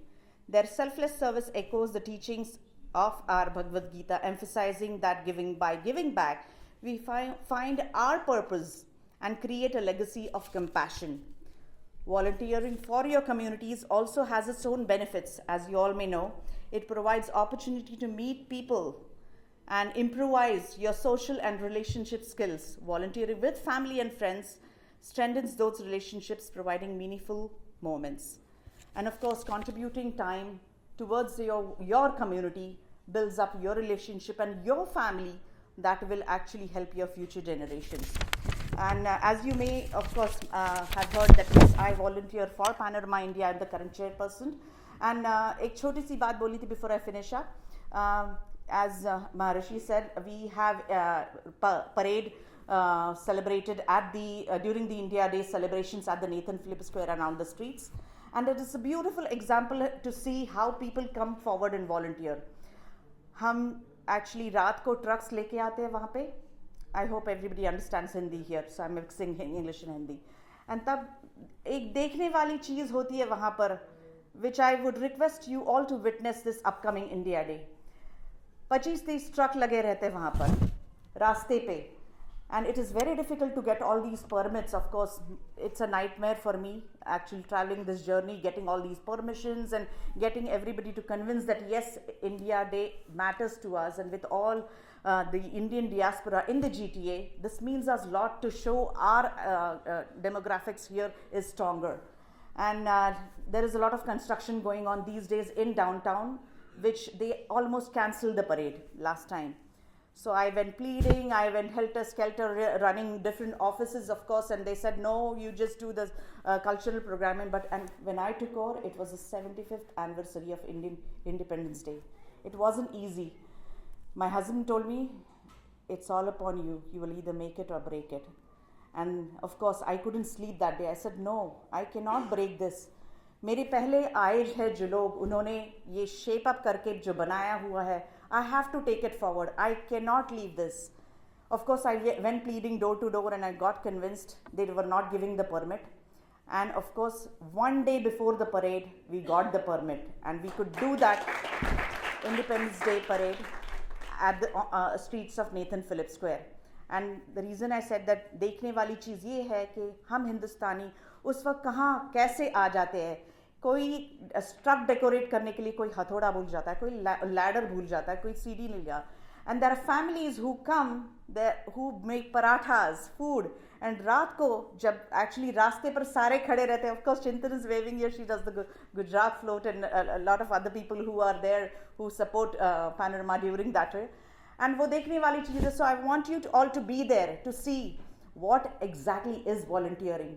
सारे जब आते हैं, the beauty that you see Indians contributing towards our community. Of course, this is one moment that you shouldn't miss. रात को जब truck decoration करते हैं and सारे परेड के लिए तैयार होते हैं, रात को सोते नहीं, and then everybody takes pride in being Indian and marches on the streets of Toronto. So I request you all to be there during this upcoming India Day celebration and witness that in person. And continue to do what you are doing in your own fields, and of course make a difference in the society. And this is how we will make a change, and we will make paths easier for our next generation. And of course, in conclusion, this is the International Women's Day to be celebrated. Of course, remarkable women are here, and their invaluable contributions of our volunteers, inspired by the teachings of our Bhagavad Gita, we continue to serve our community with dedication, empathy, and a commitment to create a better world for all of us. Thank you all very much. May the spirit of selfless service guide in our endeavors continue to soar, and let's grow together. Happy International Women's Day. Namaste. But I request you to please stay on the stage, and I request Deepika ji and our president Naresh ji to please come on stage. Naresh ji and Deepika ji to please give a small token of our appreciation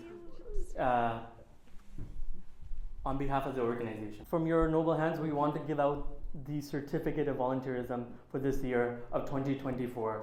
Many events have happened, and these are the individuals who have worked in the background to make it a great success. And they're the reasons we are able to gather today. Sorry, Mercy, catch in the middle. But these people are behind the scene. We all are on the front page, but these are the backbone of the CHCC. So whenever they come, please, more round of applause every time. Thank you. I completely agree. So first, I wish to recognize Vishaka Pancholi ji. Vishaka Pancholi ji.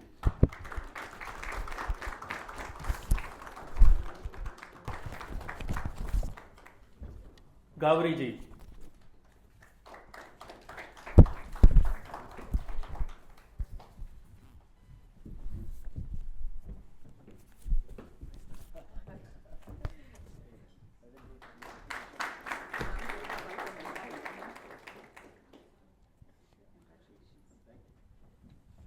Dharmesh Patel ji.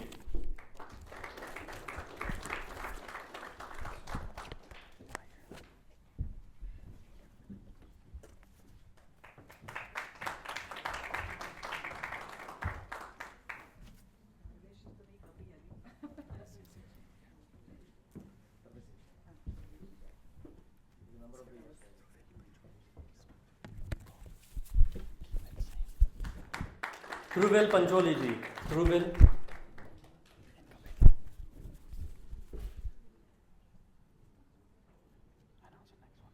Hiren Trivedi ji. Hiren Trivedi ji.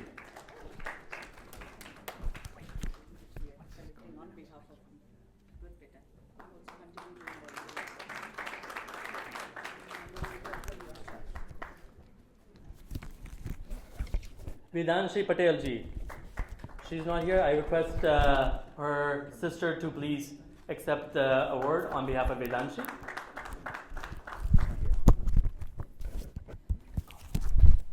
Jagdish Patel ji. Jagdish ji. Ronak Naga ji.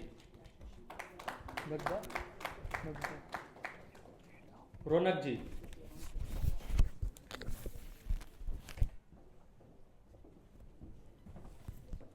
Beena Patel ji.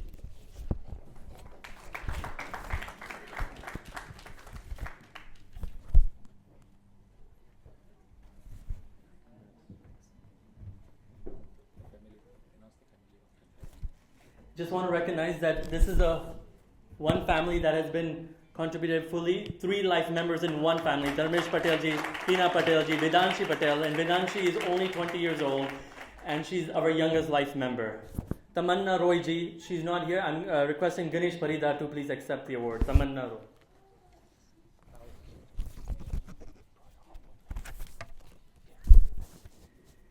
Beba Pancholi ji. Beba Pancholi ji.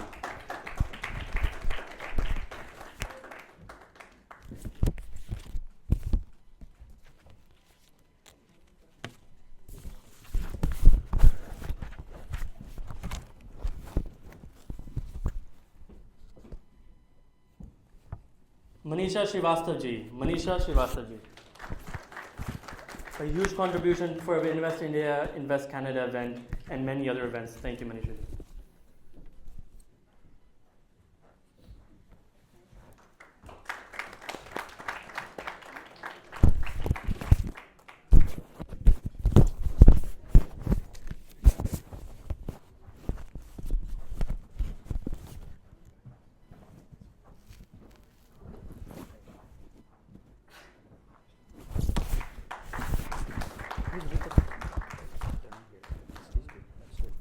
Now requesting the Vice President to please give out these awards.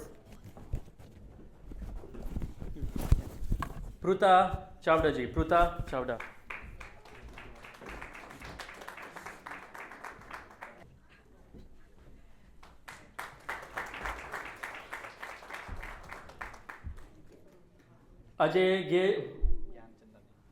Ajay Gyanchandani ji.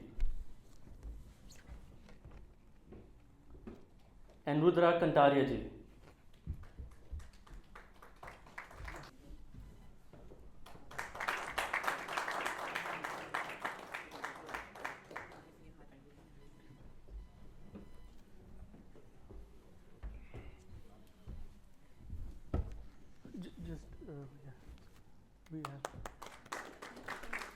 I request all the volunteers who got their certificates to please come in the front. All the volunteers who got their certificates to please come in the front for a group picture. And of course, our Board of Directors, Board of Advisors, and Board of Trustees, I request all of you to come. Once again, Board of Trustees, Board of Advisors, and Board of Directors to please come.